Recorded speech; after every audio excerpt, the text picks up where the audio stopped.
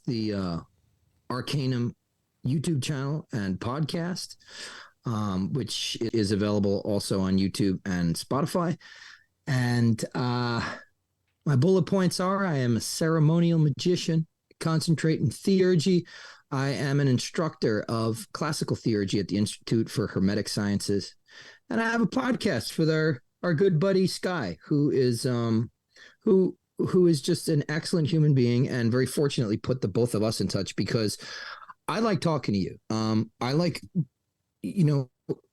like listening to you, actually, which I don't really say very often, because normally, I'm the one kind of doing the talking, but I find you to be a very inquisitive, open-minded, and intelligent human being. So it's always a pleasure to have that kind of interchange. And so thank you very much for having me. Oh man, thank you for saying that. It means a lot coming from you. And yeah, shout out to Sky on my end as well. I'm equally grateful for the connection. Now, I told the folks a little bit about your resume, some of the things that you've done, but tell us what first drew you to taking such a dedicated and disciplined approach to what most people just sort of treat as like a hobby or a sort of pet interest. You've taken it to, I think, a realm that most don't. And unfortunately, even, I think maybe I'll ask you this as a follow-up, but, maybe that speaks to why Freemasonry is so important, and we need people to sort of take up these arcane sciences. But what drew you initially to become a Freemason and get involved with the various orders you're a part of? Well, Freemasonry was actually the last thing I did in terms of esoteric initiatic lineages. I avoided it like the plague for a really long time because it didn't seem balanced to me without the feminine perspective. But I've since come to understand that that kind of support, particularly in our the current paradigm we're living in the West, that can actually help you be more of a balanced person as a young man, as a man, just in general. All things equal, I don't know if I would have joined it, but really there is a void, there's a vacuum, an empty space in terms of masculinity, in a healthy way, in today's pop culture and what is available to us. And I don't think that that's something that young men should ignore, right? Not to get too dark about it or anything, but I mean, even today, suicide rate in young men is extremely high, and we're missing these pieces that we're told that we shouldn't pick up. We shouldn't be looking for that. And at the end of the day, it's of supreme importance, because as human beings, we are communal in nature, whether we like that or not. We are monkey see, monkey do. Regardless of human nature being either good or bad, inherently, human beings are inherently programmable. We call it learning, but it's program. You can be programmed, and I think that you need to have a good operating system installed, a healthy one. And I think that in a lot of ways, Freemasonry is about that. It's about rectifying your interior software and being moral, just, upright, fair, honorable, honest, proactive, not you should not discriminate who is deserving of charity or good, beneficent actions. It's not this kind of like, it just teaches you that every human being in the world has a claim to your kind offices, really, is the verbiage that's used. Not just Masons. So that's what I have found. And also, just to speak on another thing, Masonry has appendant or co-Masonic bodies that are available to women, like the Eastern Star and Amaranth. So it's not this monolithic institution that women cannot participate in any degree. However, I do find that there are some things in life that you will only learn from members of the same sex, of the same gender. Okay. And I think that's true of men. I think that's true of women. There are some things that a man can only learn from a woman, and vice versa, that a woman can only learn from a man. But there are some things, when we need affirmation from our elders about parenting, about your job, about, how to be in the world as a young person, or as any age, really struggling with the reality that, to be a human, just a human, is a guarantee of injustice of some sort. And so, trying to look to elders to support you and like-minded people and people in your situation is of tremendous importance, and everybody else is all about doing that right now. So why shouldn't we be? And that's Masonry, I got into it for that component. I didn't get into it for esotericism because it's the least esoteric, at least ostensibly so. Masonry has for generations, hundreds of years, been the ark, the box, the nondescript, luggage chest that all of the symbols of the Western esoteric traditions have been able to move through time. It literally, it is the just custodian of those teachings, because the symbols themselves are the teachings. Everything else is just commentary. The symbols are teachings. So if you carry the symbol through time, which Masonry has done, then the teaching survives. And when there are minds, right, fertile ground for that seed to be planted, when there are minds that, like we're experiencing now, this very young, esoteric, traditionalist approach to Masonry, that are ready to unpack that stuff, unfold that information, and unfold those teachings, they will. And so that's the incredible thing about Masonry. But ostensibly, like from, when you go in, really, we're doing ritual, we're eating dinner, we're praying, we're socializing. And that is a key component of a lot of the other initiatic orders. They're missing it. So I started out in the Hermetic Order of the Golden Dawn, which was the, premier magical society in fin de siècle, England. And it did migrate over here in the early 1900s. There was a lodge or a temple, I should say, in Chicago, at least there. But that is, I kind of stumbled upon that, I guess by accident. I don't really believe in accidents, but I have been an esoteric seeker, my whole life. At least I thought I was. Really, I was studying comparative religions, thinking that was esoteric. That's very exoteric. But, you got to start somewhere. You start by degrees, right? Baby steps.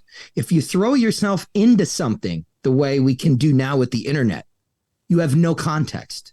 And without context, it's like dropping into a completely unfamiliar territory. And, you may pick up some paths here and there, but ultimately, you're probably not going to be able to make heads or tails of what you're looking at unless you have the context.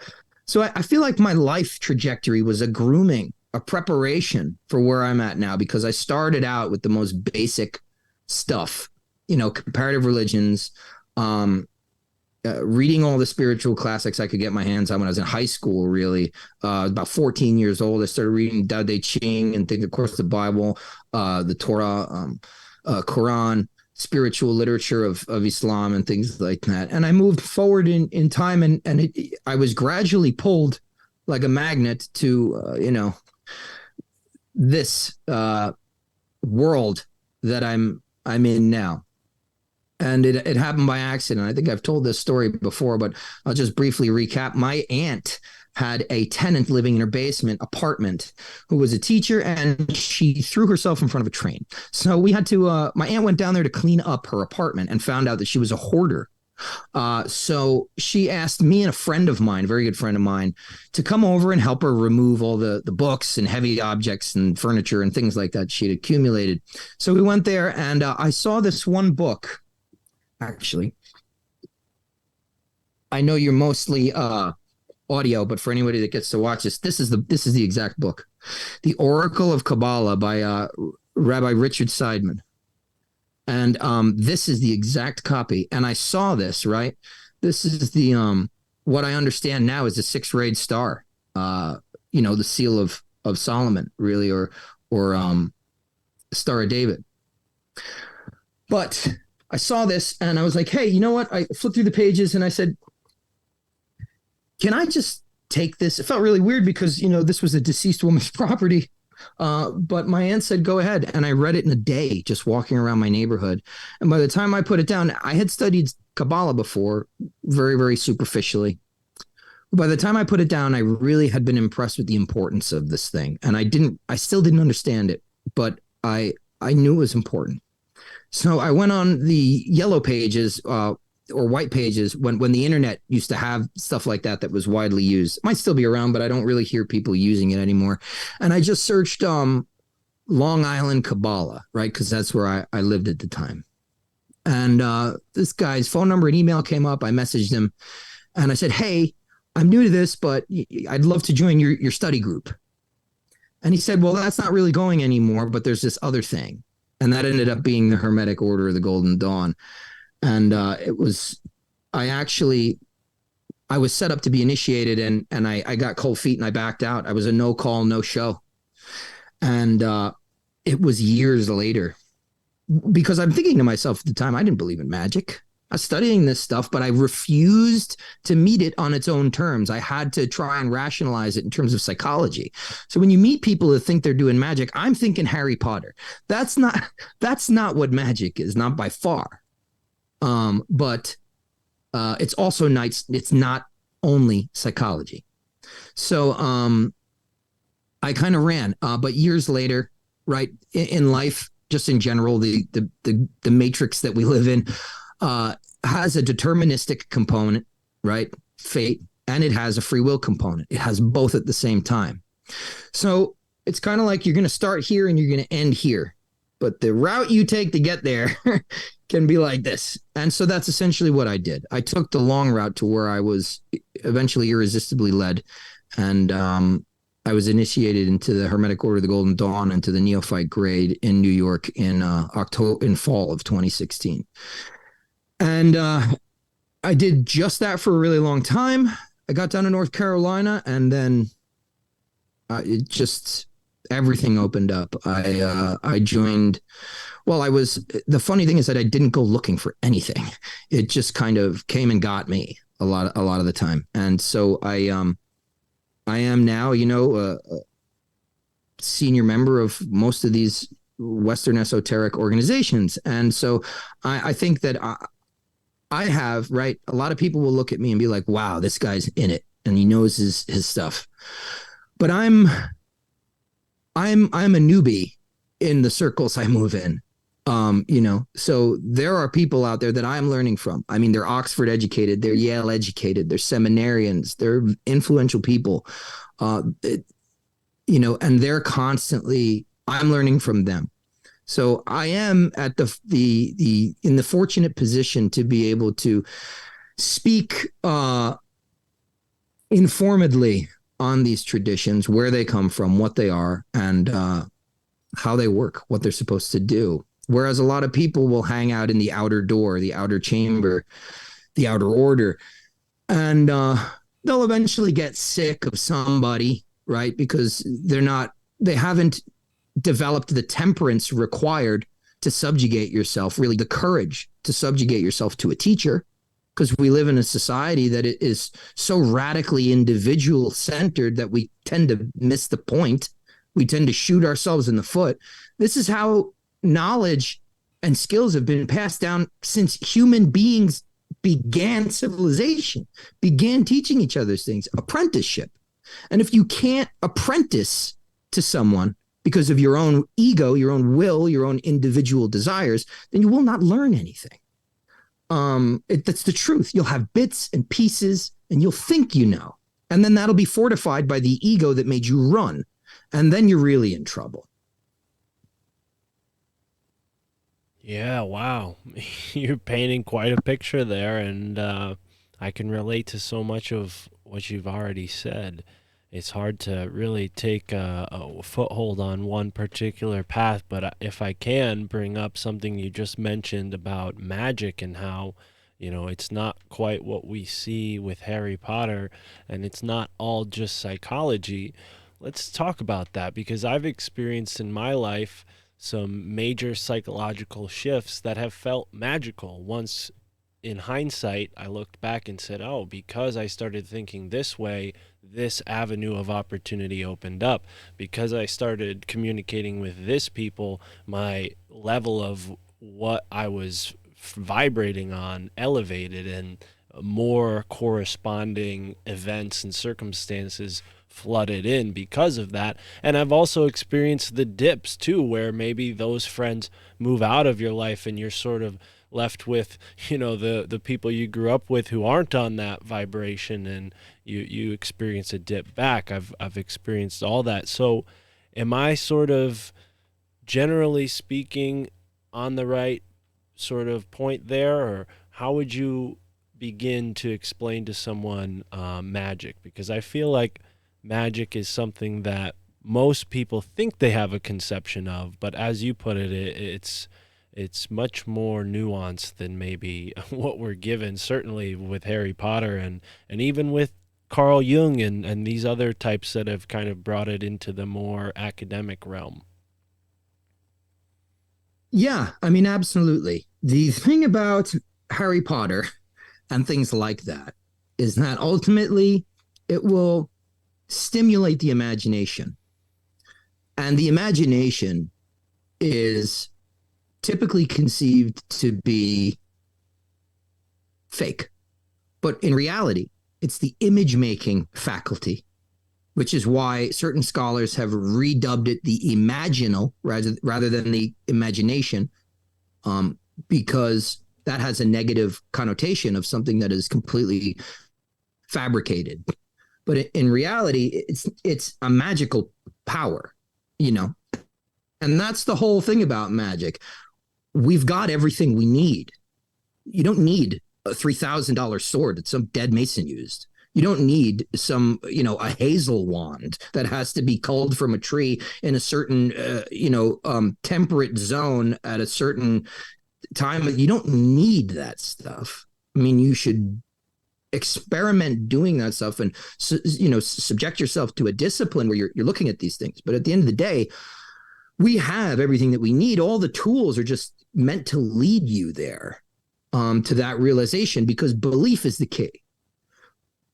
We talk a lot about the re-enchantment of our world, and I'm going to go off a little bit here, but we'll get back to your questions. We talk about the re-enchantment of our world, and to me, that smacks of secularism, because it basically says, I bought into one worldview for a really long time, and the materialist, positivistic, reductionist worldview, the postmodern worldview, which espouses this idea that truth is dead, truth doesn't exist, is spiritually arid, and I'm drying up and dying. And you feel that. So you say, let me toggle, let me switch my viewpoint. So what happens typically is then you're essentially doing what we do in the West, our us good consumers. You're trying things out. Nothing inherently wrong with that. But we don't like to commit. We like to have our stuff a la buffet. I want to try a little bit of this. I want to try a little bit of that. And the man who chases two rabbits catches neither. And so what happens is you end up with this species of disbelief suspension. I don't believe, but I want to believe. So I'm just going to suspend my disbelief. And that will never lead you to belief. I mean, who knows? It may. I might be off base by saying it will never. But if you don't somehow shift that mindset into true belief, which really is culled from experience, right? Gnosis. And then after that, you don't have to believe anything. You know experientially, spiritually that these things are real. That's how it happened for me. That's how it happens for most practitioners. But The magical worldview is something that is inherently saturated with belief, inherently, just everything, every crevice of this universe is filled with the miraculous and with magic. And that's true, right? I mean, we're floating on a rock. Nobody get mad at me for not saying a disc, please. This is just me here. It's just an analogy. But we're floating on a rock in outer space circling the sun. Any way you cut that. It's a miracle that anything happens ever. That's insane. Life is miraculous. And we've lost touch with that because what we've done is we've torn the miraculous, we've torn its roots out of the ground. And its roots are belief in a higher power. Whether you conceptualize that as God, and they use a lot of, faux sophisticated arguments about why religion and faith is bad. Yeah, everything can be bad. Everything can be good, right? It's how we use it. And if you're just going to focus on the most negative examples, that can be done about anything. People talk about the oppression of Christianity and the Crusades and the Inquisition. We're looking at Oppenheimer now. I mean, we've vaporized men, women, and children in a matter of minutes. What did that? Science? Well, maybe, but in reality, it's the zealousness of human beings. That's what we don't like. That's what we're fighting. We're chasing our tails, pointing at this, that, some other manifestation. It's within us. It's the urge to eradicate all opposing worldviews. And some people embrace that out of just like this socioeconomic Darwinism, like, well, they better die out or they're going to come for me. And other people masquerade in some sort of virtue cosplay. But this is the crux of why we can't really come to an understanding of magic. We have lobotomized ourselves with the postmodern worldview and with the way that the academic institutions are continually brainwashing us, training us to look at the world through a single perspective lens, when that's not how things are in actuality. It actually estranges us from being able to relate and see a holistic picture, right? Because we're hyper-focused on the details. And then you need to be able to pull out and have the bird's eye, have the context, right? That's how nothing operates in a vacuum. Aleister Crowley, not a fan by any stretch, but he had one book that was fairly lucid, and it's because somebody else arranged it for him. I think he had like a personal secretary typing it up while he kind of walked around either high on hashish or cocaine, stream of consciousness, but she organized his thoughts. And so this one book called Liber 4 or Book 4 actually has some useful stuff in it. And one of the great analogies he puts in there is that in the tarot, the suit of either daggers or swords, depending, it represents the intellectual mind, and it's a very, very fitting symbol, right, for the intellectual mind, because the intellectual mind is it analyzes. Now, we don't remember the archaic usage of that word. If I say analyze to a modern person, they think, oh, I'm going to data scrape and crunch the numbers and really think about it. And analysis means to take apart. That's what that word means. Okay. Synthesis means to put it back together. So the intellectual mind loves to take shit apart. And that's why it's conceptualized as something which cuts. But here's the rub. You cannot arrive at holism. You cannot arrive at a picture of unity by cutting things into ever smaller pieces. So we have to backtrack and adopt a species of pre-modern thought in order to understand magic, because it really transcends explanation. Although there are many, many things I can say about it, many, many things great people have said about it. But we have to adopt this pre-modern way of thinking about stuff. And that's not to say abandon the stuff we know, abandon our current perspective lens. It's just to allow both to exist and have their individual domains of authority in your life, right? Because you can't just say my subjective experience is incorrect. It's a fallacy. It's the only fucking thing you have. You die with your subjective experience. You don't die with the facts. And most of the time, as time goes on, you realize I never had the fucking facts to begin with. And that's not because there is no capital T truth. There is capital T truth. You're preventing, well, if we persist in the models that have been trained into us, then we are preventing ourselves from being able to recognize and see capital T truth, which is right at the tip of our nose. But like I say, we've lobotomized ourselves with the wholesale adoption of our modern or our postmodern relativistic, overly skeptical, right, out of balance worldview. So what is magic? Well, magic is everything. I would say that the shittiest definition is magic is causing change to occur in conformity with the will. But if that's the case, so is picking your nose or putting your socks on, and it's true. A human being is magical. We're miraculous. We have the potential for great heights, but we're fixated on all the bad shit we do and the bad shit that other people do to us. And so that prevents us from reaching for the heights. We typically tend to either, go low or stay where we are. But we live in a physical universe that is constantly in motion. There is no such thing as stasis. You're either moving upward or downward, whether you realize it or not. So you might as well attempt to improve. And that's not pious moralizing. That could be something like learning magic that brings you closer to a state of dynamic equilibrium. Less all over the place, less at extremes. And more focused, honed in touch with what and who you truly are. And so the thing is, in this worldview, the magical worldview, which has been passed down to us I used to roll my eyes when people say it was like since time immemorial, but it's true. This worldview exists as far back as we go in the historical record. It just does, and I'm sure it exists before then, but we don't have the records. But at the very beginning, it's there. And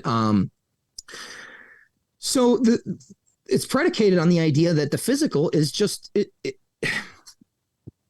there's the material and the spiritual, for lack of a better term. I'm putting it simply. Now, if I move the material and put it over here, spiritual goes with it. They're two sides of the same coin. So there's no physical act. There's nothing material you can do that doesn't have some kind of spiritual consequence, and vice versa. These things, if you study the occult arcana and arcana, they're called mysteries for a reason, And one of the things particularly that theurgy pushes you towards is to transcend the rational mind. Not to abandon it, but to refine it and heighten it. You literally have to study everything to be a good, theurgist, a good magician. And then you have to let it go. And that's one of the things that will guide you to a definition of magic. Now, there's certain things, you could call it quantum spirituality, you could call it subtle energy, but there's all sorts of spiritual architecture, causal architecture at work in a human being. There's etheric energy, otherwise known as chi or prana. There's the astral, which is the realm of the collective imagination. I think Jung might have called it the collective unconscious. And, that has persisted since shamanic times. But, that's an episode in and of it. That's probably a 4-part series. What is magic? I did make a pretty good first episode about some of those topics on the YouTube channel. It's just called What is Magic? But ultimately, it's something that you have to experience. But I would say it's the next step in human evolution. Wonderful. Yeah, and it does feel like it's something that we, for however unlearned over the past maybe 100 to 1,000 years, there's a process of unlearning this, and maybe science has played a large role in that. But when it comes to maybe the broad strokes of magic, would you see theurgy as a sort of, I don't know, underneath that larger umbrella of magic, maybe one of many ways to interact with the world with magic? I mean, to put technique or practice to it, right? It becomes several different things, right? Magic is sort of all encompassing in that way. But when it comes to theurgy, how would you distinguish that from magic or other forms of magic? Intention. Um, a theurgist's intention is to perfect themselves, not perfect yourselves according to the standards of worldly paradigms. There's a lot of overlap between magical communities nowadays and like self-improvement, new thought. Nothing wrong with that. But that shouldn't be taken as an end in itself from a spiritual perspective. There's a lot of people that see like Russell Simmons and like Oprah, Deepak Chopra, millionaires, billionaires, talking about their meditation, their yoga classes. And so people's minds are just like, oh, maybe I should become spiritual. Maybe that's why they're successful.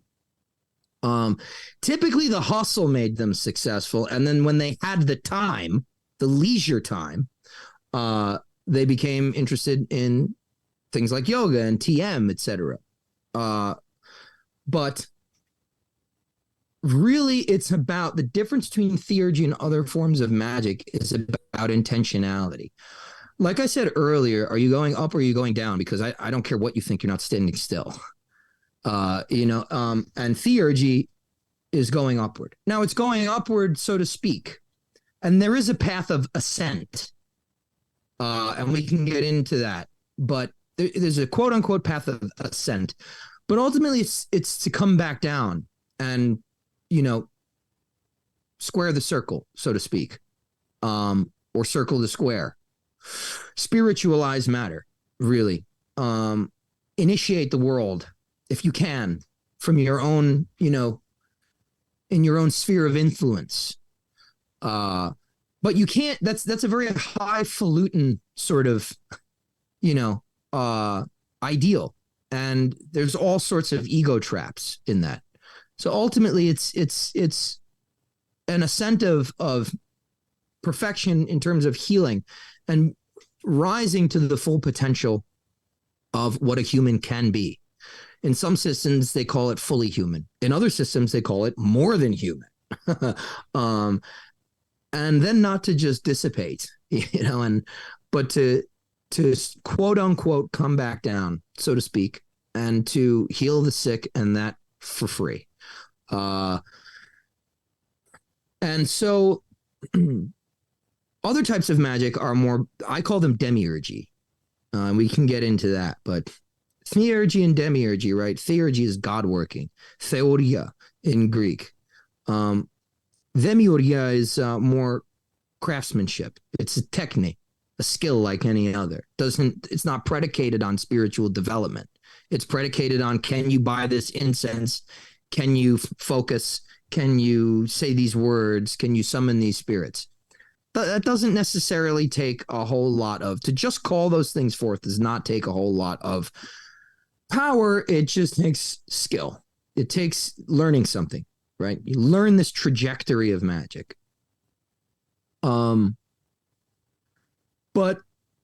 the intentionality and therefore the safeguards are very, very different as one opposed to the other.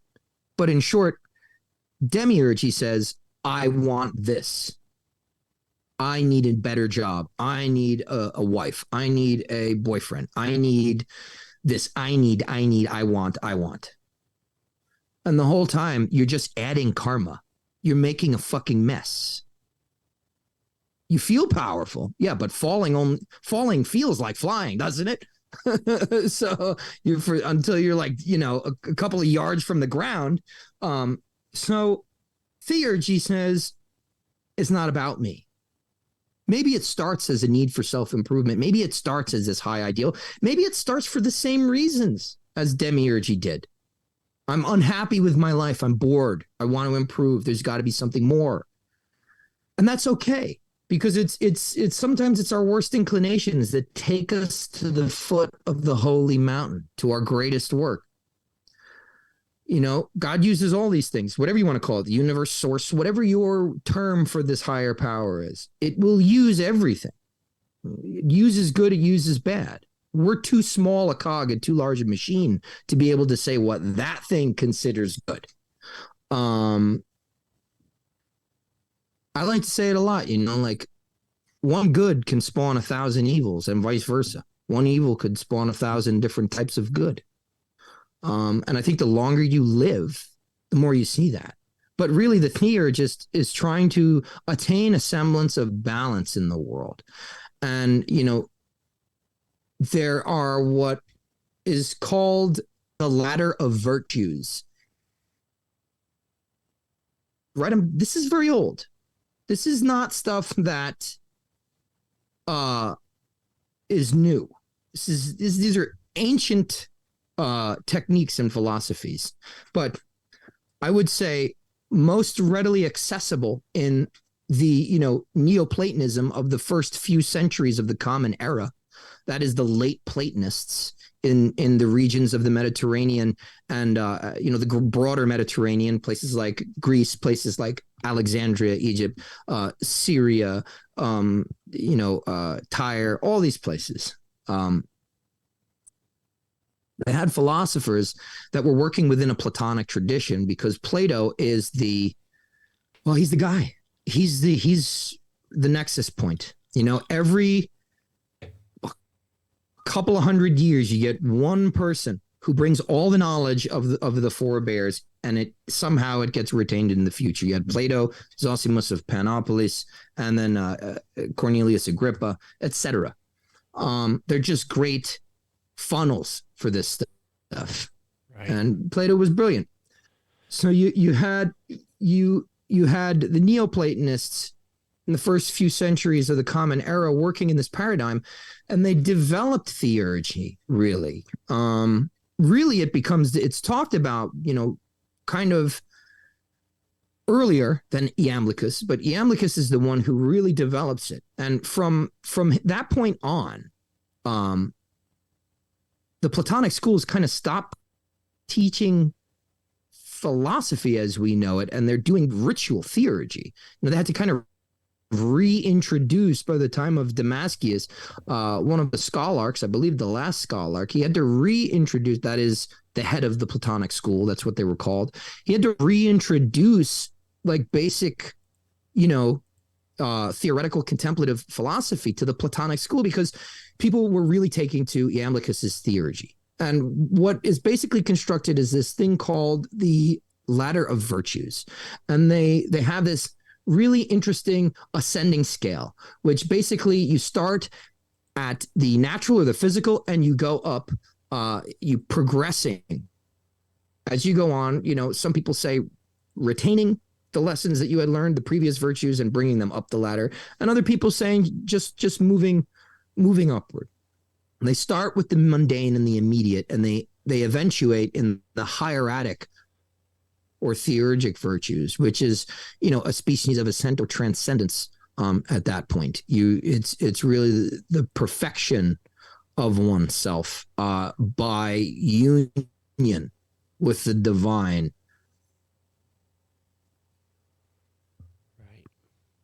Right. And you mentioned how Plato's significance is still felt to this day. Many of his dialogues are still taught, and it's very interesting, how he formed the first academy, and, I certainly wonder what he would have thought of today's modern iteration of that, the universities, Ivy League, and otherwise. Sure, there are great scholars, many of whom you've talked to, who delve into these realms that come from those institutions, but they seem to be an exception rather than a commonality with at least the Ivy League schools. And it, as far as I've studied, it seems like at the beginnings of schools like Harvard, Yale, Oxford, and Cambridge, there were learned men of the arcane esoteric sciences, people who identified as Freemasons and Rosicrucians and all sorts of other sects, just filling these institutions at the beginning. So, yeah, I wonder what Plato would think of today's institutions.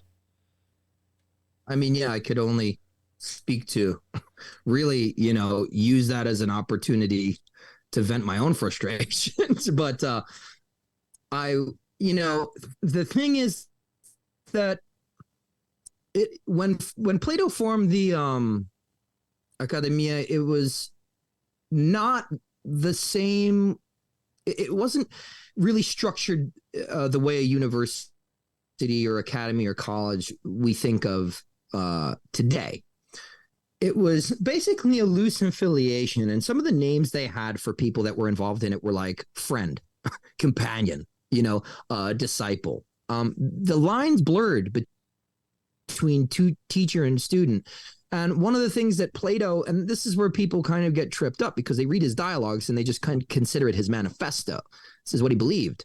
Well, even within the dialogues, there's inconsistency. And a lot of the later philosophers within the Platonic tradition, I think it might have been Porphyry, but one of them famously wrote, even Plato does not speak consistently upon these matters. And it's because he was trying to generate a dialogue, and he didn't necessarily want to teach you what to think so much as he wanted to teach you how to think. And so the 7 liberal arts of the classical education, that's what that system does. And guess where that came from? Plato. It came from his Republic. Philosophers and theologians formally systematized the 7 liberal arts as a classical form of education, but they are culled from Plato's Republic because they teach you how to think. And they're called liberal because libera in Latin means freedom, free. They make you free. And so that's what Plato was attempting to do. He did have his own beliefs, but it was a loose affiliation of fairly wealthy men in Greece. Again, we have this really mixed up idea about like what the wealthy have been. We try to sort of like retrospectively paint everybody with the brush of our own times, which really fucks us up because then you're losing the context. When you lose the context of history, you are doomed to repeat it. And what we like to do is just consider that the nobility of all classes at all time have been Game of Thrones rapey. And it's just not the truth. The truth is that the nobility, the noble classes in many civilizations at many different times have been the ones who had to go to war, have been the ones that had to know how to fight, had been the ones that had to do charity to benefit the city. And during this time, that was largely the case, right? Athens particularly being, not democratic the way we think of democracy, but that's where the idea comes from. So you rose based on your own merits at that point. There was still an opportunity for the cream to rise, although there were definitely ensconced, familial institutions based on wealth and things like that. But the thing is, like, you could be exiled if you didn't treat people right. So just because it was wealthy, sort of upper class people in Athens doesn't have any negative connotation to it. Actually, we can infer from that it was the best and brightest because it could have, they would have been educated. But the thing about Plato's Academy is that he brought people together, whereas like education was largely at that point like a one-to-one tutorship, but it was a place for open discourse. And that's, I think the word that they used at the time, or one of the students or associates said that Plato had used was frontisterion, which basically means think tank. That's what the Academy was a think tank. Whereas now, let's take all that information I just vomited up at you, and now let's juxtapose that let's contrast it against what's going on in the universities now.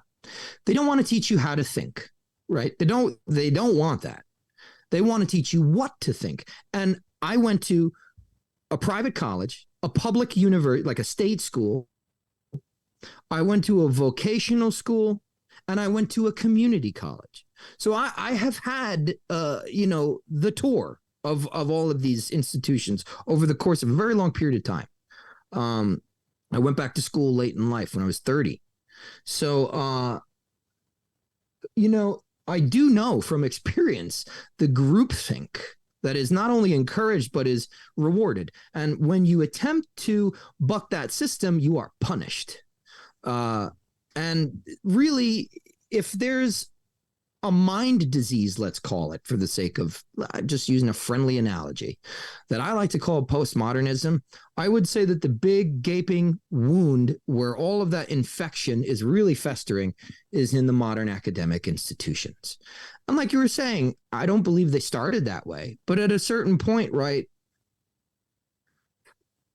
money talks, money will make you you can, everyone has a price. It's a fucking truism, so you can, especially here, if you have enough money. I mean, we've seen people buy their way out of murder, so I really think that the tides have changed.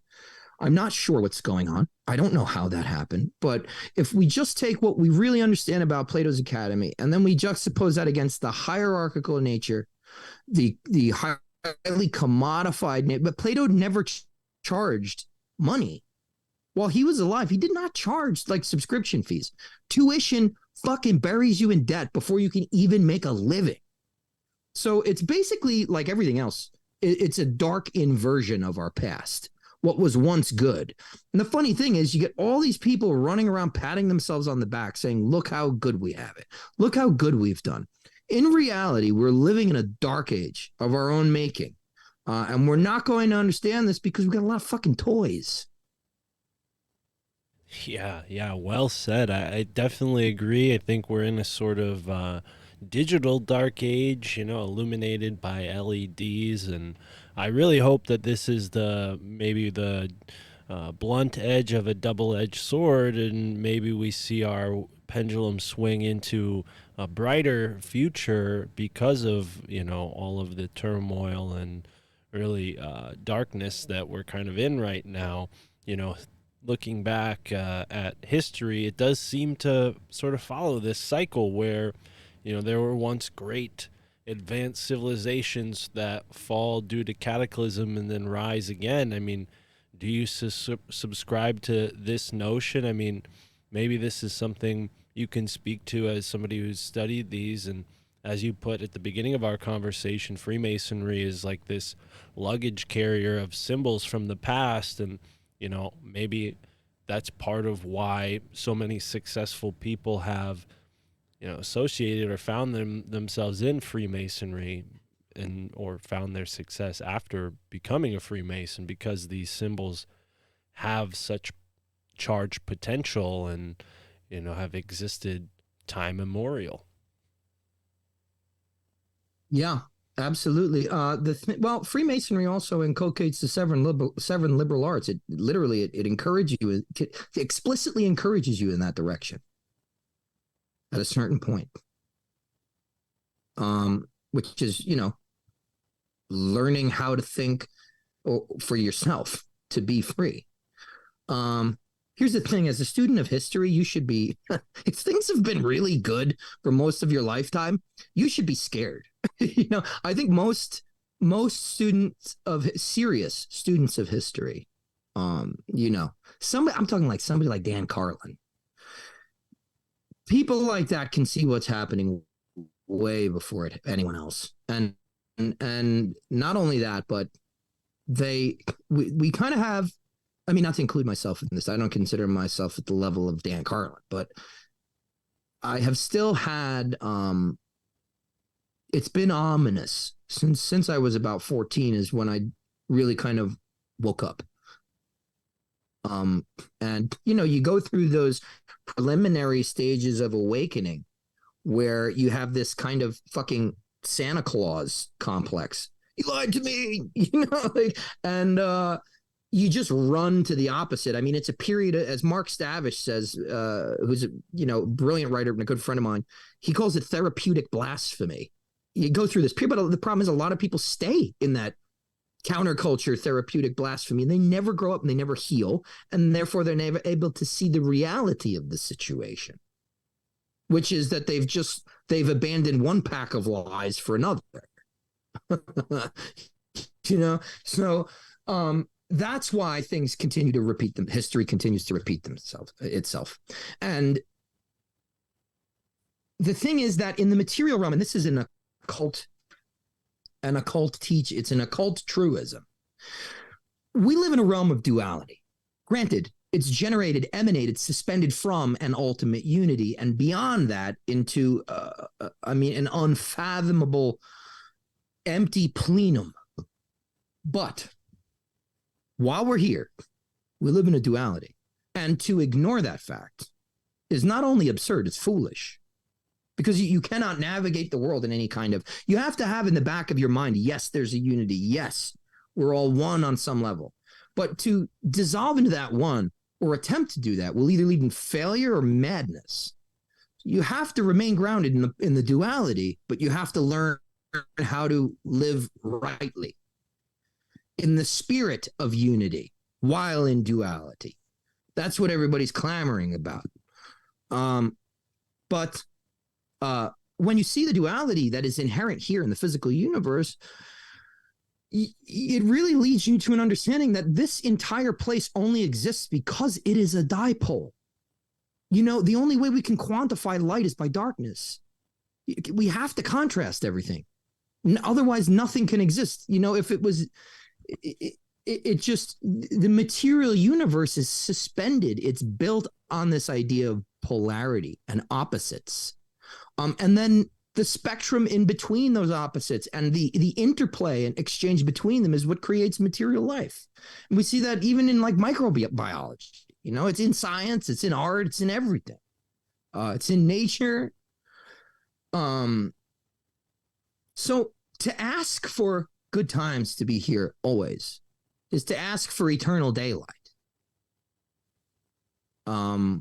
which in and of itself will become oppressive. And you have to understand that there is no eradication of good. There is certainly no eradication of evil. They will continually morph one into the other until this whole fucking party's over with. And that's just what it is. We see that constantly. It was like the Democratic Party, formerly that was for free speech. Now they're against it. It's kind of always morphing into its opposite. Everything, all the time, everywhere. And that's going to happen eternally. Now, if you're asking, do I think good will come? I think yes, eventually, right? As I said earlier, one evil could spawn 1,000 goods. It's true. It's really, really true. Sometimes the worst thing has to happen for you to learn to transform yourself.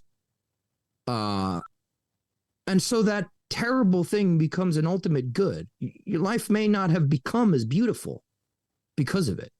The opposite is true of something good could lead to be other people may experience 9 or 10 different terrible things because you got the money or you got the job or you survived, and they didn't, or their children didn't. You know what I'm saying? It's like we tend to think way too fucking black and white about this kind of stuff.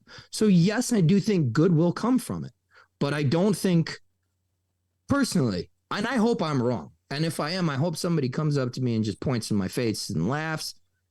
I give anybody full permission. But at this point, I think the way out is the way through. And I'm not certain that in my lifetime, we will see in its fullest expression the good results of these evil causes. Yeah, I certainly respect that notion, and I don't blame you for holding that. Now, I wonder, though, if we're sort of in this progressivist mindset when it seems to me, and correct me if you see it differently, but it seems to me like nature is in this sort of theurgic relationship where, a sort of obstacle can be adapted to, and these creatures, large and small, usually the smaller ones are better at evolving, overcoming, but they've endured, and we as more complex organisms have this more complex necessarily relationship with divinity, and maybe that's why we have this, I don't know, I mean, this extension, I guess you can call it, but it seems to me maybe that there was a more natural understanding of this the further we look in the past, as you were saying before, with magic being kind of inherent to people at a certain point.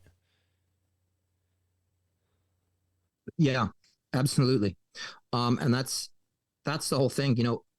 Ancient peoples they didn't view nature and spirituality as separate. They had no such concept, right? They arrived at a holistic unity of perspective and experience. And therefore they didn't fragment their intellective capacity, that part of their mind that wants to discover and learn and analyze. They hadn't fragmented it the way we have. We've put it on steroids and isolated it from the rest of the human psyche, and it's dehumanizing, and it actually makes us more confused because we look around and we can't relate to anything. So back then they had a holistic idea of everything, because it just was, they did not subjugate the locus of existential authority, which is your subjective experience. They didn't banish that to the outer darkness. So when you do that, there's no fucking compass. You have no internal compass. Up, down, black, white, right, wrong. You have no idea. You have to rely on, studies by people with the same faulty fucking software, and so that's dehumanizing. It's literally dehumanizing. We become estranged from our environment when we do that. But I think that if you really look back, you see what really happens is, at a certain point, I'm speaking now from the Hellenistic tradition, which is a beautiful synthesis of Greek, Egyptian, and Roman religion and culture that took place, in the greater Mediterranean region, but principally the germination point, the seed point, was the port city of Alexandria, because that's the city that Alexander the Great founded when he conquered Persia and won Egypt with it. So he brought all those things there, and then obviously he lived a very short life. His generals, the wars of the, I think called the Diadoche, the wars of Alexander's generals, vying for territory. Ptolemaeus winning control of Egypt, and then eventually installing the Ptolemaic dynasty, of which Cleopatra was a part, and then Rome coming in and taking over. So there's a whole lot going on there, but it's Egypt still Egyptian focused. And these people, they conceived of magic as primary, right? So Ra, their solar deity, he's got this bark, this boat, and he's representative of the sun, the solar source, light, heat, life, order. That's what that god conceptualized. And he sails through the skies and then at night through the underworld. And he's got a retinue or entourage of gods that are on that boat with him. And those gods are conceived of as being essential to the generation and maintenance of the cosmos. And foremost among those gods is the god Heka, magic. And so magic was foremost among the generators and maintainers of the physical cosmos. That's how intertwined these things were for them. And what they did was, and Dr. Shannon Grimes has done amazing work on this. Actually, I interviewed her on my podcast. She's done great work because she's been one of the scholars that has sort of found a niche in this, I believe, 4th or 5th century Egyptian uh, scribe priest who was in charge of scribal duties for the craftsmen who were dyeing metals for Egyptian statuary. And so he writes extensively on what becomes alchemy at that time. And it branches forth from various forms of Hellenism and Hermetism. The body of work attributed to Hermes Trismegistus, which was Egyptian and Greek. So he talks about, it's not even just him. You see it throughout Hermetic literature to the modern day. Brian Cote-Noir, he's another great example of somebody who gets this stuff and transmits it in his writing. But it's essentially that they find that there are patterns in nature, right? Nature is essentially cognate with the Egyptian word for God and goddess, Nechet. Necheru is the gods plural. Nechet is God. Nechet, nature. So you had these priests that were really stratified into a micro society, the priest class. They were educated and all that stuff, but their special purview was, learning about the specific actions and jobs of each god in the maintenance and creation of the universe. And so what they were really studying was nature. They were studying what it did. What is this God? Okay, this God's in charge of night and day. This God's in charge of growth and decay. This God's in charge of the rhythms of the movement. And out of that grows this proto-scientific investigation of everything around us. And so these priests, they stratify into micro societies. You had physician priests. You had scribe priests.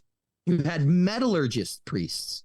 Okay, you can see a lot of this stuff in the Ebers Papyrus and stuff like that. But one of the things that they discover is that there is an inherent pattern behind nature. Okay, and in alchemy, that's conceived of as the tria prima, salt, sulfur, and mercury, and the way that these things, and that is positive, negative, neutral. Now, neutral doesn't mean it contains negative, nothing. It means that it's more androgynous. It contains both. It has the positive and the negative and can be either, can bond with either. And so really, they apply this to material investigation. And out of it comes all sorts of healing ointments and all sorts of, balms and health tonics, potions, things like that. Out of it comes different kinds of metallurgy, operative alchemy later on. And then they apply this to spiritual regeneration at a certain point, right? If everything has these, fractal and holographic principles, then it's got to be applicable to everything. And so they apply it to, the later, particularly the Neoplatonic philosophers. Iamblichus, he kind of gets tired of the Greek philosophers having to over-rationalize everything and just getting mentally, intellectually fat, gorging themselves on information. And he says, look, the ancient Egyptians and the ancient Chaldeans, right, the Assyrio-Babylonian peoples, they had these religious rites that incorporated all this stuff, but ultimately transcended it. And so out of these traditions forms, ritual theurgy, which embodies all the knowledge, embodies all the philosophy, right? You're climbing that ladder of virtue, and you're starting in the natural, things like your physical body, your health, your strength, your well-being, physical, like earth plane stability. And then you move to ethical ways of being in the world around you that are respectful, honorable, upright, right? That's a big thing in Masonry. You move to the ethical or the political or civic, your relationship to the community, the institutions around you. Can you govern yourself in that microcosm in a way that's beneficial and balanced?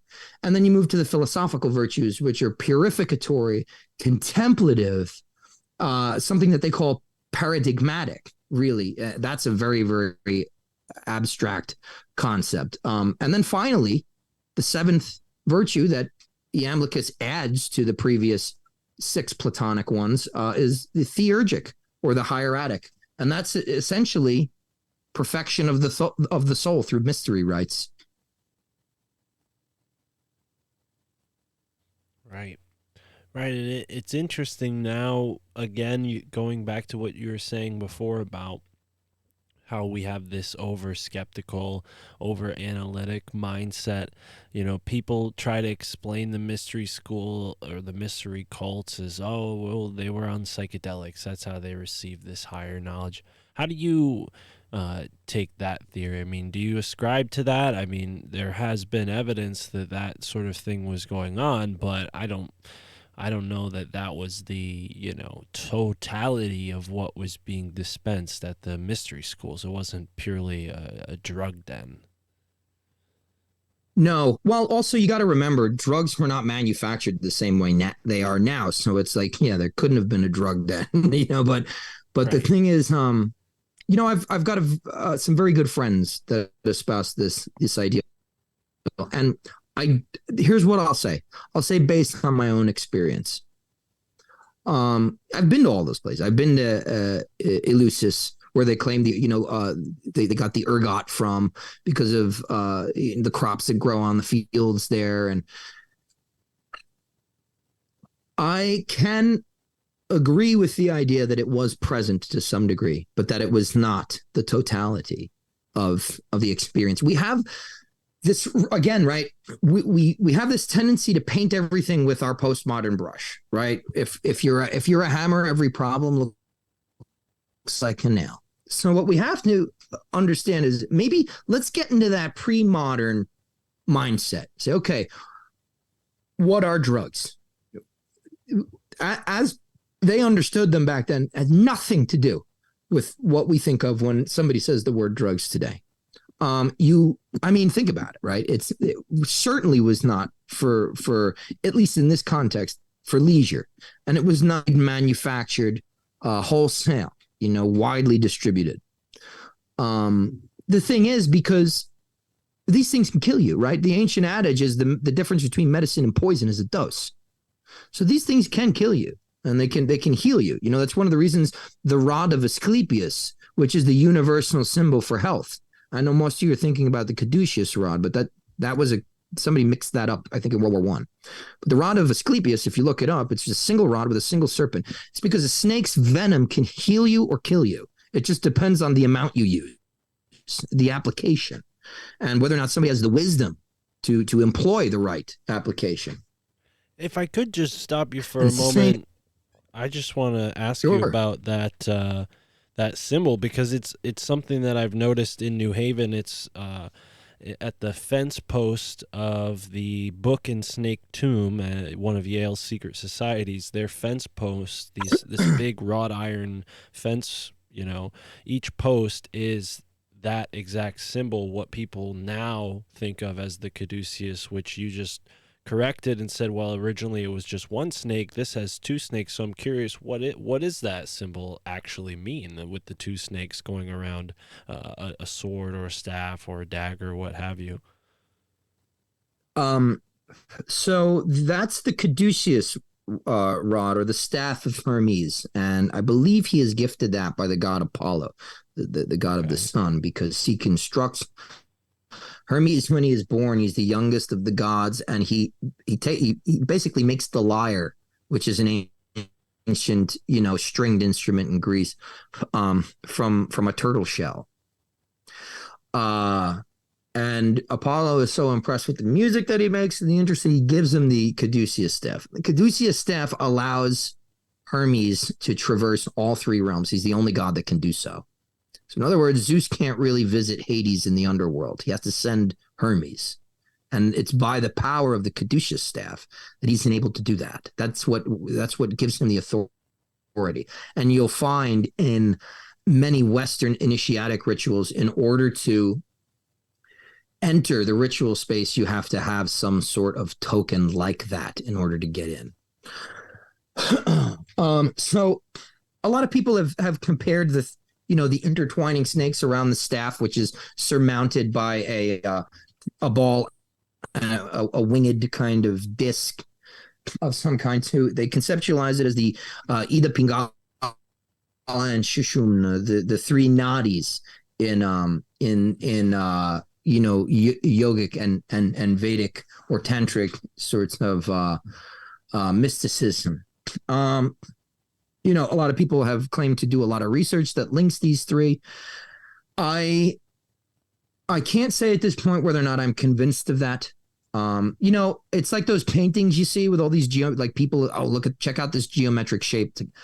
I mean, I could just pull up a vector and do that. I could impose any shape on anything and probably make you think to yourself for a minute, wow, this was secretly encoded. You can just do that. I mean, you could literally graft anything you want onto anything. It's the nature of the human mind. It's the brilliance of symbols. So we don't really know what the esoteric significance of it was to the ancient Greeks, but we understand things from a mythological context largely. And now I'm not saying I doubt it. I'm just saying that at this point I'm not convinced that that's what the caduceus staff is.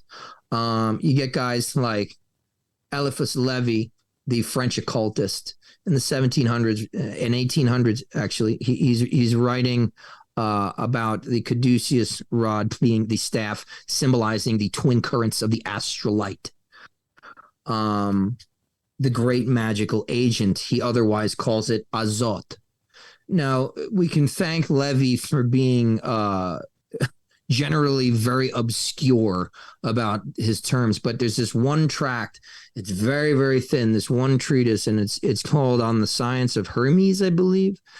And he states there explicitly that the azot, the magical agent, is nothing less than magnetized electricity, which is essentially, he's describing chi. He's describing that same force. The difference between regular chi or regular prana and Kundalini is just that Kundalini is like a nuclear concentration of it. And obviously it sits at the base of the spine and the coccyx and flows upward. It rises in that kind of undulating shape. So I'm not trying to discredit it. I'm just saying I don't really have enough information. If I'm going based on my own experience of Kriya Yoga and Kundalini work, sure, makes sense. But from an ancient Greek perspective, I'm not really sure. Again, the brilliance of symbols is the fact that we can extrapolate things, perhaps maybe things that we need right now in our time from that. But it gets essentially confused with the rod of Asclepius because some general that worked for, again, I'm going to butcher this story, but I remember reading it. It goes something like, during the First or Second World War, there was a ranking military officer in charge of the medical units, and he kind of read or was told that the caduceus staff was a symbol of power or healing, and he puts it all over the medical sort of ambulances. He basically brands the military medical units with the caduceus staff, and that's how we get it everywhere nowadays, when it didn't originally mean that. Right. But to sort of return to, just before I lose my thought, I would say about entheogens specifically, I would say that they have been, in my own experience, powerful initiators. They're catalysts that break the mind open like an egg so that you can start to think in a different way. They can, not for everybody, but they can certainly give you a perspective that you would not have had and kind of shake you out of this mundane sleep that we're in a trance, most of us. And it's no guarantee that you won't go back into that trance, right? Because we see that in a lot of users. They wake up and now they think, okay, this is the answer. It's a starting point. Like anything, trauma can be a starting point. Doesn't have to be a psychedelic experience. Do I think that they were incorporated in certain rites? I'll put it this way. I'm not convinced they weren't, but I really do not believe it to be the sine qua non. I don't think it to be the main event, as you're saying. It's just something that maybe catalyzes a spiritual experience for you. Right. But a lot of times, right, these things happen and we leave with more questions than answers. Right. Right. Very well said. Yeah, I totally agree with you there. And yeah, I wonder on the point about the caduceus possibly symbolizing the Kundalini. You mentioned having some experience with that form of practice. So, this is why I'm going to ask you. I had a really interesting conversation on this podcast only a few episodes ago where my guest, Greg Carlwood, mentioned spontaneous combustion. And we talked about it for a bit, and he said, sort of uh, briefly, one of my thoughts is maybe this is like a misappropriation or a misfire of Kundalini energy that can, turn somebody into a ball of fire and leave like half their body incinerated, but the rest of their body, sitting there next to a smoldering pile of ash. Some of these pictures of people who have been spontaneously combusted, it's very odd. Their house isn't on fire, but they totally are, incinerated. But I don't know, this might Mm. be a ridiculous sort of idea. What are your thoughts? I mean, could Kundalini energy do something like that?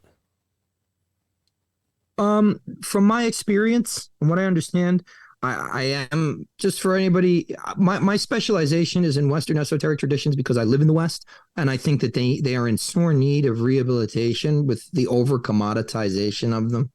Same is true of Eastern traditions in the West. But I don't feel like that's my task. I'm a Westerner, and this is where I've been led. So I work in the Western esoteric traditions, but I have extensive training in the Eastern esoteric tradition. I had training in that stuff way before I got involved in the Western stuff. So I do have experience, and I can speak to it. I don't think it's a ridiculous question. Spontaneous combustion for me is something that has completely perplexed me to the point where I'm like, okay, I don't know if I can figure this one out. Um, but if we're talking about Kundalini energy, I know that it can be very painful when it's rising, especially if it's rising too quickly. I don't necessarily think that it could have a combustion force, however. Some people claim it has been known to tear through muscle and cause serious, sometimes irreparable physical damage. I don't doubt that. I guess I would say that at this point in my life, I mean, I really don't doubt anything. I've been anytime you do right. That was one of the three maxims that was written over the temple at Pythian Apollo at Delphi. Everybody knows, know thyself, right? That was there, and then everybody, some people know nothing in excess. But the third axiom was surety brings ruin. The minute you're sure of something, some evidence will come to contradict you. So I use that as a caveat. But I'm not convinced that that Kundalini could make somebody completely explode. I don't doubt the phenomenon of spontaneous combustion. I do, however, and correct me if I'm wrong, because you've probably been exposed to a little bit more and more recently this information, but I feel like all the examples of it that I've been privy to happened somewhere between the 1700s and 1800s. So it's like that made me scratch my head. Like why is it kind of isolated to this time period? You don't really hear about spontaneous combustion anymore. I Well, mean, is that something that happens? yeah, it's funny. I first encountered the topic through Ripley's Believe It or Not, and there are photographs of cases of this. So yeah, it's something that's definitely at least happened within the realm of camera technology being available. I don't hear about it very often, but Greg Carlwood interviewed an author who wrote a whole book about it named Larry Arnold, and he's documented like hundreds of cases of it throughout the 20th and even the 21st century. There have been cases of spontaneous combustion in the past 15 to 10 years. So yeah, I wouldn't know any like specific details offhand, but if you are interested, I would recommend that interview and then maybe even that book with Larry Arnold. It's titled Spontaneous Combustion. Excellent. Yeah, that's very interesting. I'll check. I'll definitely check it out.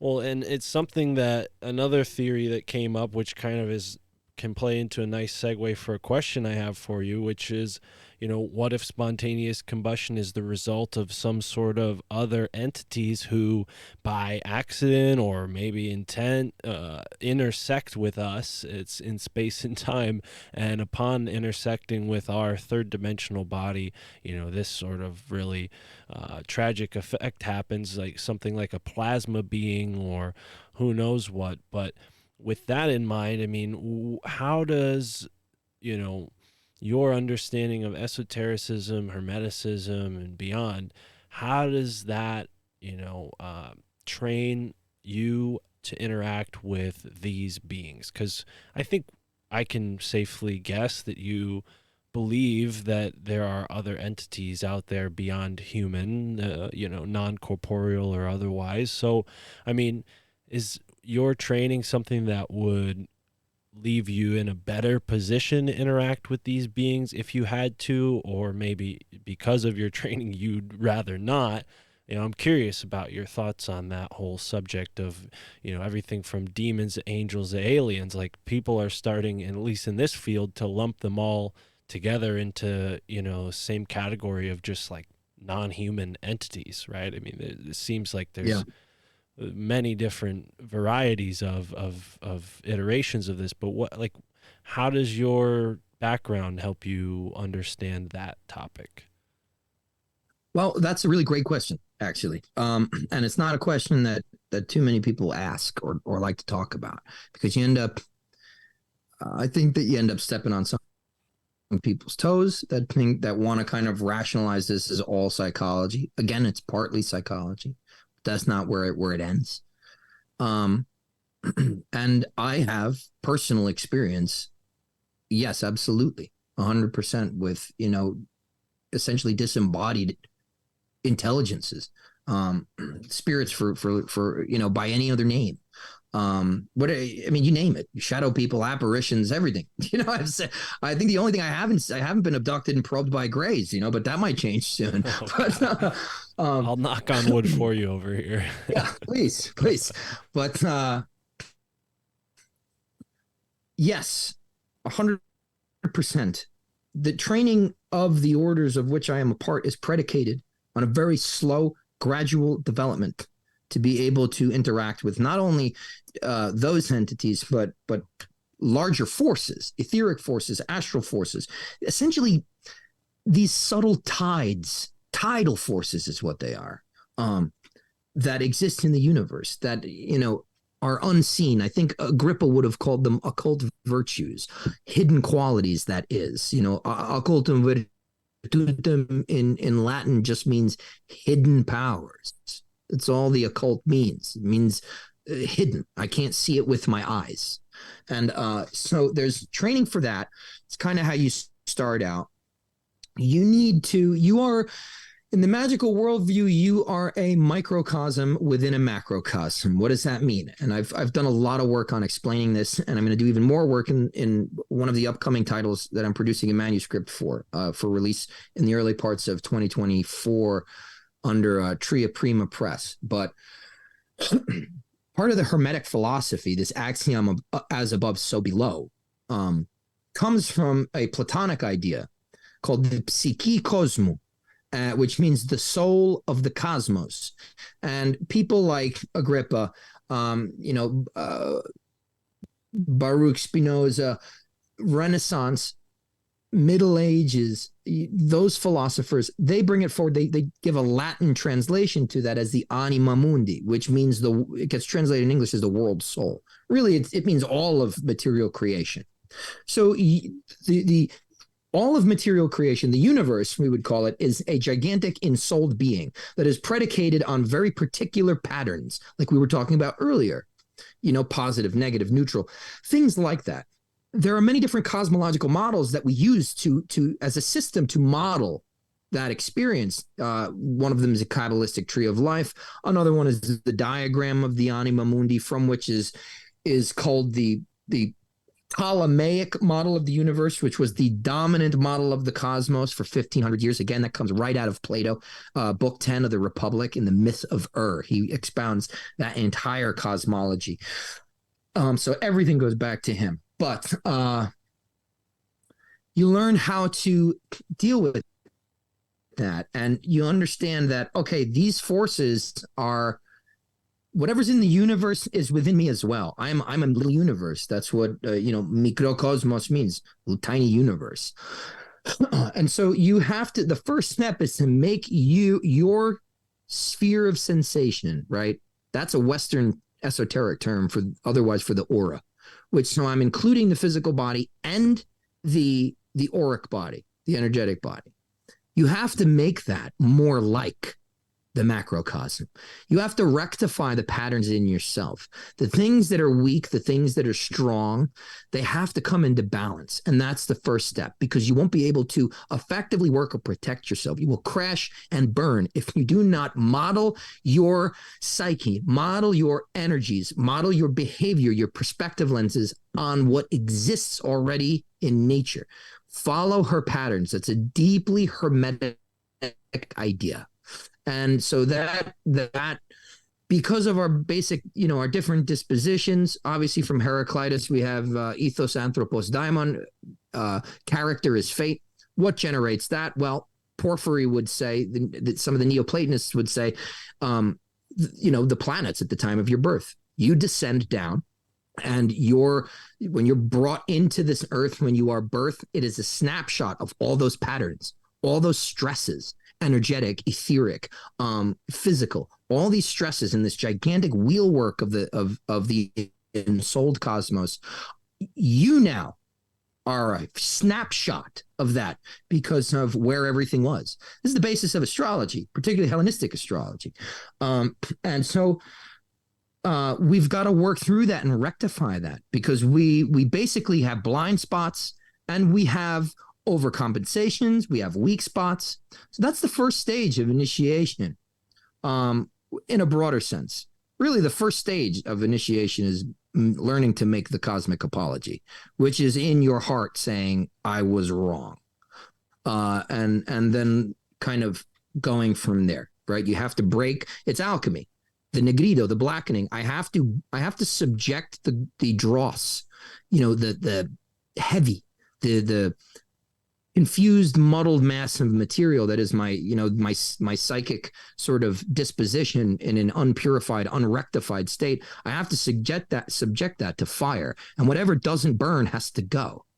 That's the blackening. And so then from there, you're led through a course of initiation, which essentially prepares you for theurgy. And one of the things that gets inculcated is in theurgy, you're working with cosmic powers. What does that look like? Well, you get a little further down, and a lot of this stuff is going to be obscure to some people, but I'm dropping these references so that you can look it up reliably, rather than watch 15-minute YouTube video on somebody who just learned this shit last month. I want to leave you little breadcrumbs so that you can go take these terms, look them up from an historical context, because this has a rich history. It's not just whatever, So you get into something like the pseudo-Dionysian hierarchies, and in later Platonism, early Christianity, and you start seeing correlated these different intelligences. So in other words, like and this is a big thing in like Christian Kabbalah, particularly of Pico della Mirandola in the Renaissance in Florence. He starts looking at the Kabbalah and basically saying this is a filing cabinet for the universe, and each one of these mundane things, right, has a power and an intelligence, and these intelligences, these powers, these super essential, disembodied essences. In Plato, we call them the forms. They're termed as angels and archangels, right? Archangelo means ruling messenger. That's what that word means. Okay. Archos means ruler, governor. Angelos means messenger in Greek. So you go up these scales and you see that, like, okay, the sun is a planetary body, but it has a governing intelligence. And it has this hierarchy of intelligences that I can interact with. And at a fairly high level, they would call that the Archangel Raphael in some systems. Raphael meaning in Hebrew means like the healing of God. So I'm now working with this intelligence, this part of divine unity that has individuated for a specific purpose, a specific role to perform in the universe, which is healing. And so you work with that power, that intelligence, and you use, basically an anthropomorphized conception of it, because it is an intelligence. It can appear to you however it wants to. And that's something that I think I need to at least finish this part of the discussion off with, is that people jump into this stuff. And one of the biggest dangers is that they think if it presents itself to me in a benevolent, kind, winged, flowery, loving kind of disposition, that's what it is. And when we work with these things, because really we're interacting, the space in a human organism that is able to interact with these things is that imaginal faculty. So, and we're not making it up. It's not in the imagination. It's just that is the image making faculty of the eye of the mind, they call it. And so that's where these things can appear to us and sort of begin an exchange. And the interesting thing is that really when after years of magical work, and I guess, for certain people who just have a knack or whatever it is, that's really when you see a spirit, when you see an entity in the room, what is happening is that a part of your spiritual architecture is becoming aware of that thing. And then the way that it's interacting with the psychic interface of your imaginal faculty is being projected into the room. So it's not necessarily that your physical eyes are necessarily seeing something there.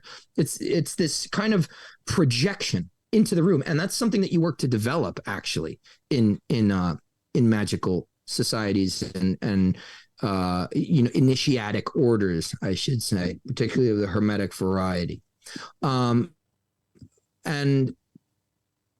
it's very important that you learn to test these things and that you learn to understand that this thing might not be showing you what it actually is. And it's there's no guarantee, right? It's like people sometimes, the word demon actually comes from a Greek term meaning daimon, which so it didn't, or a Greek word daimon meaning kind of like, the root of the word comes from the idea of like splitting or dividing, but the overarching idea behind it is that it's a guiding spirit. It's a tutelary kind of spirit, and they weren't all evil. They become evil when, Christian dogma says, don't work with any of this shit. In theurgy, you need to get in touch with the daimon. That has to happen. You have to get in touch with but what they call the agatho daimon, the guide of good counsel, because not all of them are good. There's the kako daimonis, the guides of bad counsel. And that's really what we would conceptualize as demonic. It's a very low vibrational force. It's something that wants to sort of test you or destroy you. And it will do that in ways in which it knows you're weak. And it will present to you in the eye of your mind either a form that is consonant with its nature or is just trying to scare you. So there's a lot of flux, and that's why you go through initiatic training, which basically gives you not only the wherewithal and understanding, but the protective safeguards in order to not lead yourself into delusion, in order to not lead yourself into contractual agreements with entities that really are not benevolent. Right. And to be able to interact with those things that are good and want to help, are benevolent in some sort of meaningful and productive way without losing your mind. Because, and this is where I'll end for this, when you first start doing this stuff and start awakening these faculties, it feels like you're going insane. Well, and I think you just answered my next question already, which is, Can someone go about this alone? Obviously, books, podcasts, there's tremendous amounts of resources available to people, but does it still take a village? I mean, should people still go about this with, you know, professionals, so to speak, although I hate to use that corporate word? A better term would be, should people seek out becoming an apprentice or an initiate rather than attempting to initiate themselves? Yeah, I think people who, well, I'll say this. Um, I've done both. To me, it's nice to have a balance. You don't want to adhere to dogmatically forever, but you do need to suspend your own will in order to learn something. You have to be able to say, like, why did you come here? Why did you come to me if you think you know everything? And some people will rationalize it, right? You'll tell them something that they need to hear. You'll show them something will happen to them that needs to happen for the formula they've invoked. So in other words, if you come to an initiatic order and it's invoking maybe, let's say, an Osirian formula, which is it's ritual formula, it's dramatic reenactment. Its intent is to pull you apart and put you back together again alchemically. That's going to happen. And if that bothers you, you're going to project these things on people. And so it's like, why did you come here and ask for this? And now all of a sudden it's like, well, these guys are all full of ego and stuff like that. And it's like, we have to appear that way to you. We're teachers. I'm not your friend. You didn't come here to ask me to go to lunch. You wanted to learn something. So sit down, shut up, and listen to me. And that's really the big thing where people balk. But you don't have to do that forever, right? Eventually, the goal is to become you apprentice with a master carpenter. You're not planning to be an apprentice forever. You just have to get to the level where you're a master, where you're proficient. Okay, and so that's what these initiatic orders are attempting to do. So you do want to have that, because it's very dangerous otherwise, especially without community. If you begin to isolate while invoking these kinds of formulas, while activating psychic centers and things like that, you will probably go off the deep end at some point. And I'm not saying like I'm not just saying like dementia, although I know people that's happened to, or they've become schizophrenic after this work, particularly if they were mixing it with drugs and alcohol. Is that there are inherent dangers, and people who tell you that they're kind of like it's overplayed is like, well, what the fuck are you doing, man? Are you just like doing meditation? Because, having walked the path, having lived this, it's like, yes, absolutely. There are dangers that most people don't even suspect, that are deeply, deeply tied to just like what's already there. Forget spirits. Like, you have energy in you that is going to be stimulated, and it's going to be kind of like a fire. It's going to be fanned. If you can't handle the behavioral consequences, the behaviors that an increase in that energy triggers in you, you could OD, you could become depressed, you become manic. And that's all just spirits aside. We're talking about your own etheric energy at this point. People don't even think about that. So yes, absolutely. You need a professional. You need somebody who has a minimum of 10 years in some sort of formal training. But that doesn't mean that you should become overly dogmatic. And at a certain point, right, it's like music. That's kind of what taught me to submit myself to a discipline. I sucked for the first 10 years. I played the drums and played guitar, and but I kept doing it because I loved it. And I became extremely proficient when I humbled myself and sat before a master and learned from them. And you know what? I learned more in 2 hours than I did in 10 years from those people. Right. But then I went out and I made my own music based on what I learned. So the problem here is ego. It's ego.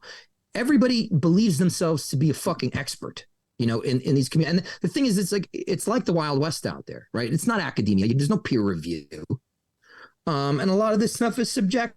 perspective. You could call bullshit on everything I've just said, and there's nothing I can do, at least without violating some kind of karmic law to to convince you otherwise. So there's a lot of people that can come and just say and do whatever the hell they want. And I will say that people that have not been able to work within a group for a long period of time, look out for them. They're going to tell you that it's because of other people's egos and things like that. But at a certain point, if there's something wrong with everybody around you, then guess who it really is? You need to be able to work and have community. And that's what I would suggest to somebody starting out. Let's say you can't access an initiatic order. You can't find them, or they're just not in your area. Find a community. Reach out to people, that are out there that are associated with certain communities or organizations, and talk to them. And, it's a 50-50 shot, but what have you got to lose that they write you back? And find community, talk to them. You're going to need somebody to bounce these ideas off of. You're going to need somebody to vent these experiences to. You can't necessarily go into your therapist and tell them about, like, I woke up in the middle of the night and there were 3 hooded figures, one in a black, one in a blue, one in a green robe staring at me. They're going to put you on medication. They're not going to have any spiritual sort of advice for that reality. If it feels like after your work, you begin the work, you start to unravel, stop and see somebody, right? Always defer to common sense.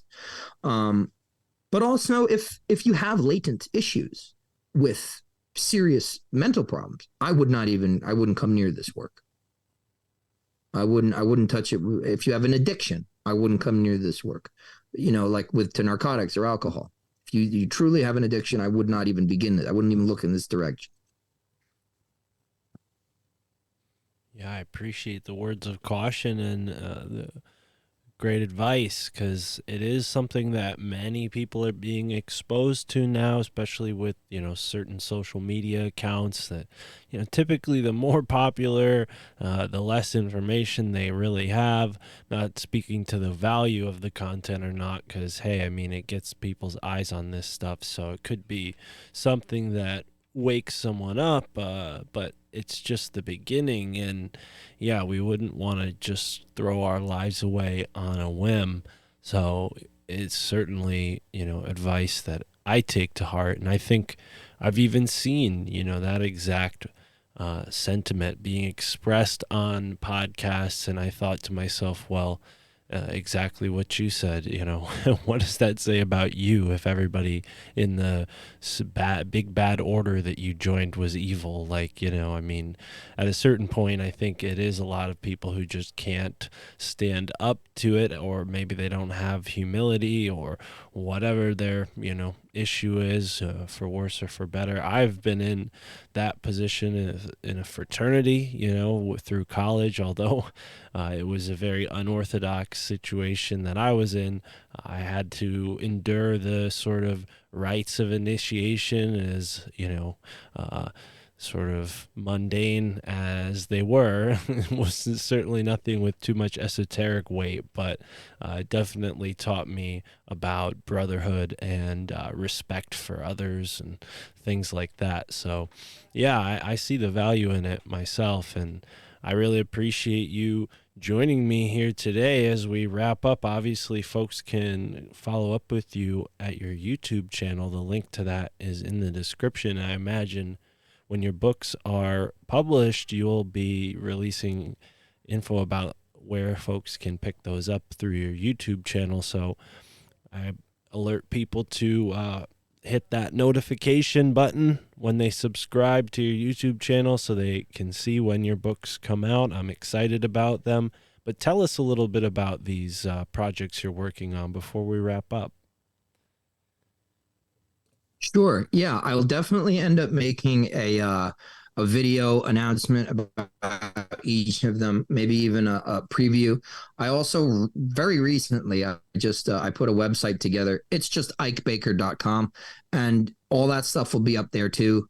There's a newsletter that started going out today on all those updates, and you can you can stream my podcast, watch my YouTube videos, read my blog, all from that website. So ikebaker.com. The books, so the one that's forthcoming in 2024 with Tria Prima Press, they've done like P.D. Newman's and Jamie Paul Lamb. There's a great new author named Nathan Schick. They're out of Phoenix, Arizona, and they produce quality material that really is founded on academic rigor, but is also not bound to that. So that book is going to basically consist of a collection of essays on the Western Esoteric tradition. And my goal with that book is to leave any would-be practitioner, somebody starting out in this stuff, with a very, very firm foundation and sort of like direction markers for like where to go to learn this stuff. Where did it come from? What is this heritage? What is it based on? Show me the history, show me the theory, show me the practice, give me the philosophy. I want to know where all this stuff comes from. It can't have just come from like a Disney movie or something like that, or like the folk imagination. No, as far back as you go, this has been with us. Magic has been with us forever. And the Western esoteric tradition, it's a foundational part of human existence. And the Western esoteric traditions is a very long and well documented, and it's only getting better. We're only getting more scholars, better erudition. We're getting so many practitioners. The ones that we had in the 90s, I mean, they've done so much work now. The output of really the old hat practitioners is amazing. It's great stuff. And so I'm trying to orient people towards this and away from the whole, YouTube cult of pandering. I'm going to tell you what you want to hear, that it's all new agey and everything's going to be fine, and just don't try. Do it, just relax, stay chill. I've got news for you. The most spiritually developed people ever had no chill, zero. To leave friends, family, civilization behind to make such a definitive statement with their lives. You have no chill to do that. Chill is the opposite of what we want to cultivate in magic and true spiritual ascent. We want to be doers. We want to be active. We should persist against tyranny and evil when and where we find it, but first in ourselves and then outside of us. And these are all teachings of the Western esoteric tradition. They go all the way back 2,500 years and more. So that'll be the first book. The second book is going to be on what I'm calling tentatively etheric magic. And that'll be released in 2025. Hopefully, I'm making a manuscript for Llewellyn. So hopefully we'll be able to stick to that timeline. And that's going to be history theory, but mostly practice of what I have learned in my Eastern esoteric background and my training as an acupuncturist and, traditional Chinese medicine in herbalism, Taoist energy work, all those things. So that's going to be, I'm going to take what I learned there, and then the things that I have found in the Western magical traditions and philosophical traditions, things like alchemy, they are consonant, they're harmonious, they fit together like a lock and key, like missing puzzle pieces. And so I'm taking, fortunately I have both pieces, and so I'm bridging those. And in Western magic, there is not so much of an established tradition and protocol, explicit protocol or systematic methodology behind energy work. It's kind of there, we dance around it, but this particular book, I'm going to give you the insights of my practical experience learning to see, feel energy, move energy around my body.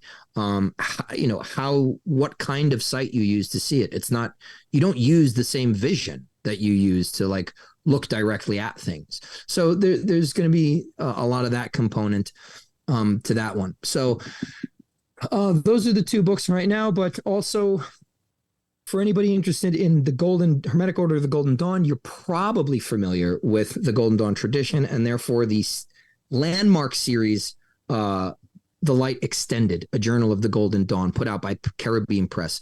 Everybody in the Golden Dawn community that's been writing seasoned prose and just outstanding authors has been writing in this.